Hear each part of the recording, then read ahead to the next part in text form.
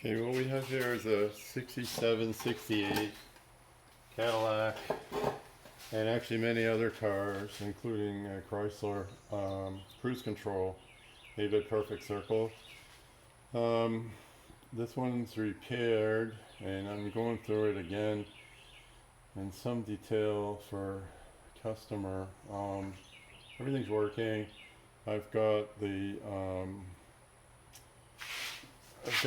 dial connected, the whole system's connected, all the wiring, everything is connected. I'll try to back out a little bit. So up here I have the dial. It is connected both with the Bowden cable and all the wiring. And what I'm going to do is do some testing. I have the flyweights open up just a little bit to emulate speed, and then I have the dial set at a moderate speed so we can watch the thing working. So I had to jumper the brake switch, the jumper. If not, the auto lock-in feature won't work. So I've got 12 volts ready to go.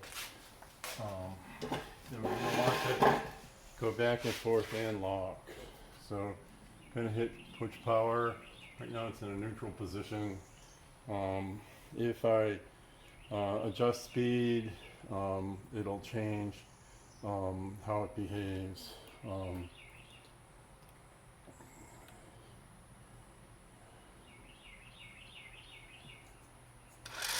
Okay, so that's in on, it wasn't off. Off puts this, recesses this all the way back and shuts it down. On, powers it up. But what it does is to get to a set speed, and that set speed is set by the flying weights and the spring return. Now what we're going to do is see that the lock-on feature works. So what I have to do is get this speed up high enough to touch the magnet. Oh, there it is. It is secured. Oh no, it's not secured. Now I'm going to secure it. Okay, now it's secured. It's stuck. Okay, so everything's working. So this is cruising. So as this speed goes up and down, this motor tries to maintain the speed by adjusting the throttle. That's off.